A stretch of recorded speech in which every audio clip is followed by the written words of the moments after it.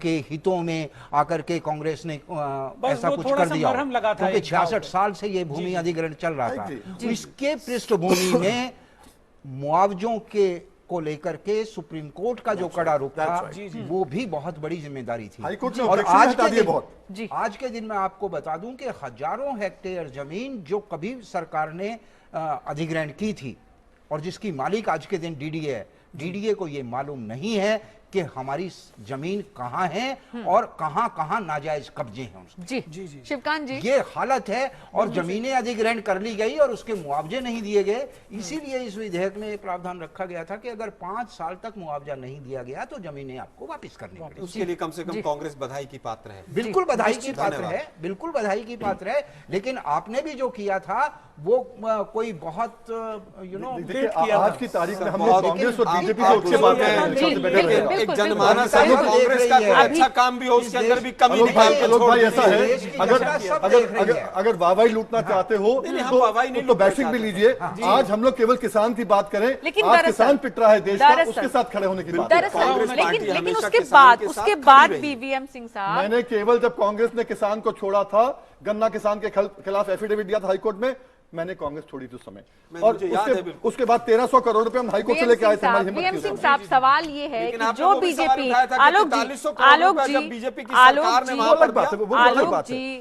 जो बीजेपी की सरकार सालों तक विरोध करती रही, यूपीए के बिल के समर्थन में साथ में थी, खड़ी हुई थी, वो अचानक आखिर ऐसी स्थिति में आई क्यों? इस फैसले पर क्यों आई, ये बताइए। मेरा सोचना बड़ा सीधा है। आज की तारीख में अंडर प्रेशर है फ्रॉम द इंडस्ट्रियलिस्ट, उसमें कोई दो राय नहीं है जी।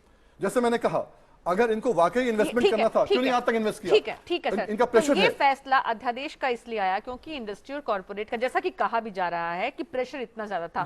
लेकिन अब जो प्रेशर बन रहा है अन्ना की तरफ से, किसान आंदोलनों की तरफ से, वो कितना असर डाल पाएगा अरविंद साहब? इसमें मैं क्लियर करना पाऊंगा आपको, क्योंकि आपने जो कहा कि अन्ना के ऊपर कितना के कारण प्रेशर पड़, अन्ना इशू नहीं है जी। आज मुद्दा है भूमि अध्यादेश वापस लो जी। उस पे सारा किसान इकट्ठा है, गांव-गांव में रोष है, शहर में रोष है। आप अन्ना को अंडर एस्टिमेट कर रहे हैं, किसानों को ज्यादा महत्व देना चाहते हैं? माफ करिएगा, मैं एक लाइन बोलने वाला हूं।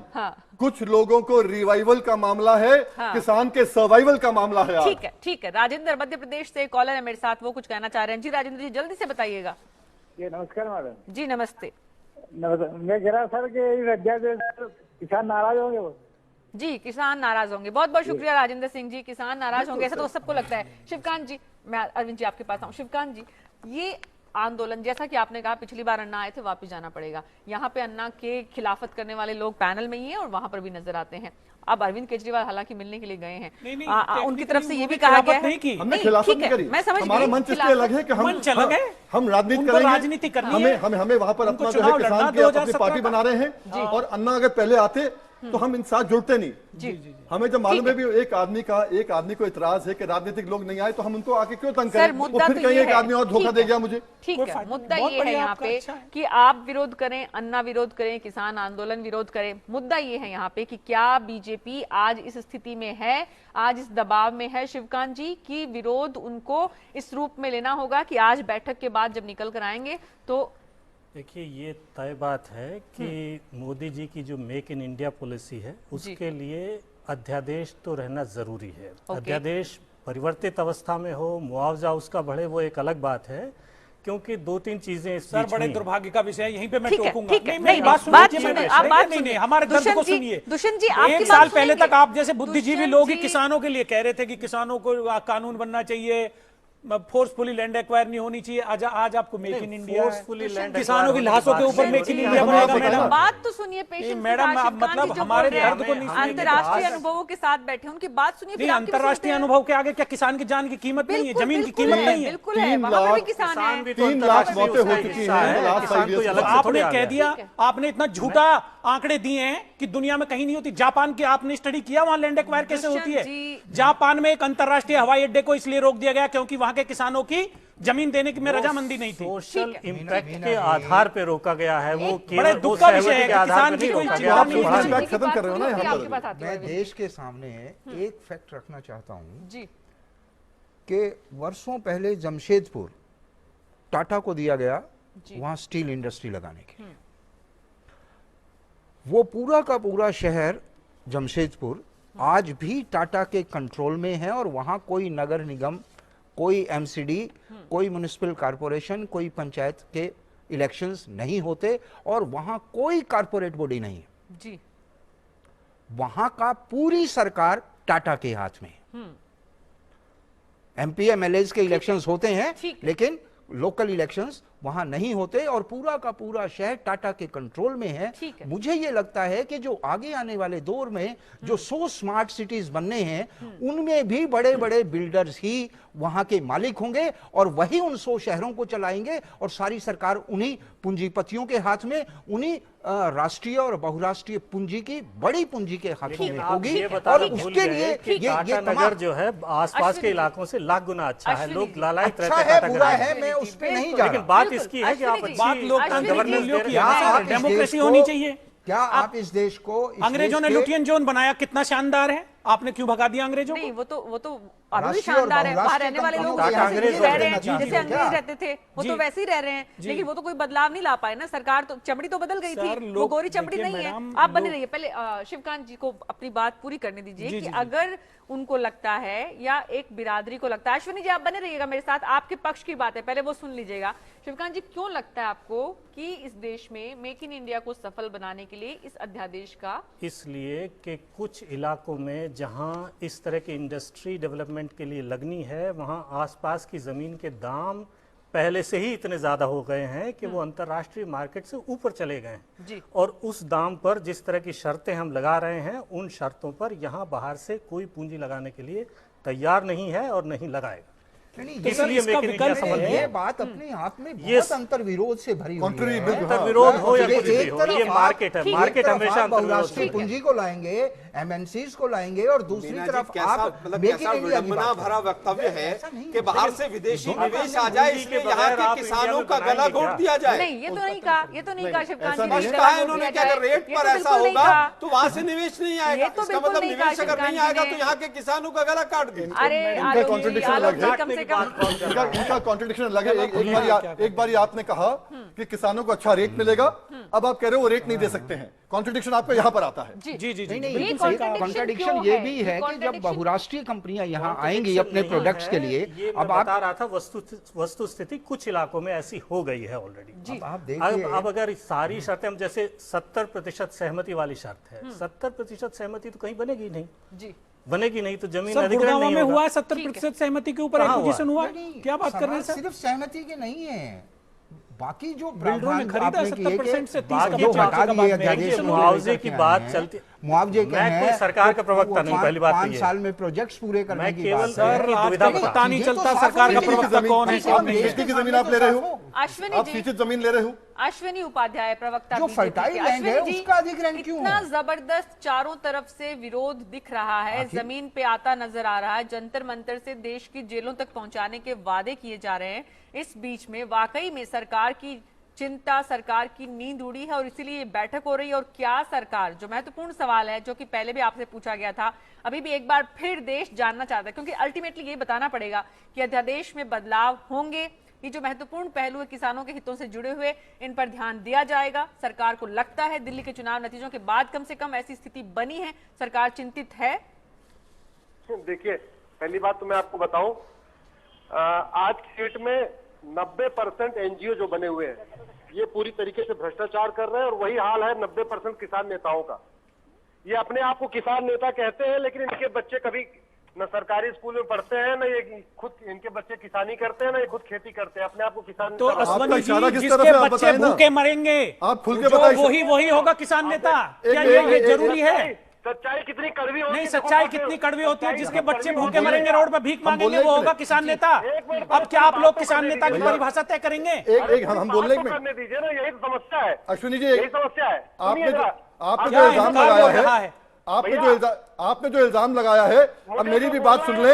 इस देश में सुन लीजिए आप नहीं सुन लिया मैंने, अब हमने इतनी देर से आपको सुनी हमारी बात। नहीं, आपने इल्जाम लगाया ना अभी हमारे ऊपर। वैसे सरदार वीएम सिंह साहब, ये बात सही है कि वो दूसरी जगह फोन लाइन पे होते हुए भी पेशेंस के साथ आपकी बात सुन रहे हैं। किसान नेता फर्जी हैं, नहीं, मैं बाकियों की बात नहीं कर रहा है। बिल्कुल, इस देश में ग्रीन रेवोल्यूशन मेरे सामने आई थी। जनरलाइज नहीं कर सकते, आपको नहीं कह रहा हूँ सर, मैंने 90% कहा। आप मुझे नहीं कह रहे, फिर जनरलाइज नहीं कर सकते, जनरलाइज 10% पे, आप 10% पे, हम 90%। आपका बहुत बहुत शुक्रिया। एक काम और कर ले, अध्यादेश भी वापस कर ले, हम और शुक्रिया कर देंगे आपका। अन्ना जी 10% में है, अन्ना जी 90% में।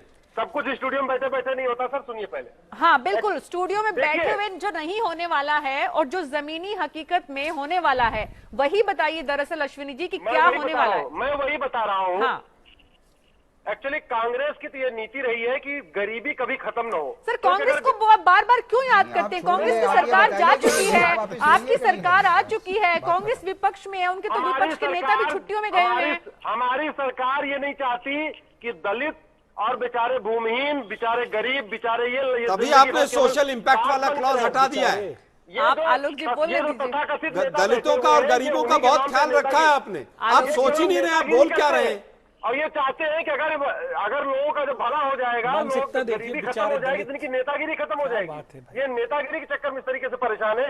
भारतीय जनता पार्टी कभी 1% किसानों का नुकसान नहीं होने देगी, लेकिन विकास जरूर करेगी। उस विकास को तमाम कैसे क्लॉज करना, ये बताए हमारा हैं जो विषय है। आप अध्यादेश में लाए हैं, जो गरीब विरोधी हैं, जो किसान विरोधी हैं, आप उन पर बात नहीं कर रहे हैं। अश्विनी जी, कुछ नहीं होता। अश्विनी जी बने रहिए। कांग्रेस के कहने का मतलब तो बनता है, विपक्ष है, विपक्ष अगर पूरे देश भर में आंदोलन करेगा तो आपको सुननी तो पड़ेगी, जनता जवाब मांगेगी। इसलिए आप ये मत कहिए कि कांग्रेस के कहने से फर्क नहीं पड़ता। आप बने रहिए, अश्विनी जी बने रहिए मेरे साथ। सदानंद महाराष्ट्र से एक कॉलर है, वो कुछ कहना चाह रहे हैं, उसके बाद आती हूँ दुष्यंत जी आपके पास। बहुत देर से इंतजार कर रहे थे दुष्यंत जी, बोलिए। अश्विनी जी आपके पास वापस आऊंगी, बने रहिएगा। मैडम पिछले 6 साल में 130 जिलों के अंदर 1 करोड़ 10 लाख हेक्टेयर भूमि का एक्विजिशन हुआ, जिसमें अधिकांश के ऊपर एक्विजिशन के ऊपर विवाद था। जो पिछली सरकार ने कानून बनाया था, उस कानून में यह प्रावधान था कि जहां विवादित है, जहां अवार्ड नहीं हुआ है, वहां रेट्रोस्पेक्टिव वे में वो कानून लागू होगा। उन किसानों को भी 2 गुने और 4 गुने मुआवजे का लाभ मिलना था जी, जिसकी कीमत का अमाउंट कम से कम 5 लाख करोड़ रुपया बनता था। वो चेंज नहीं हुआ, वो चेंज नहीं हुआ। आज 24/2 चेंज नहीं हुआ है। हम वो बात करें तो सही हो। नए कानून में चेंज नहीं हुआ।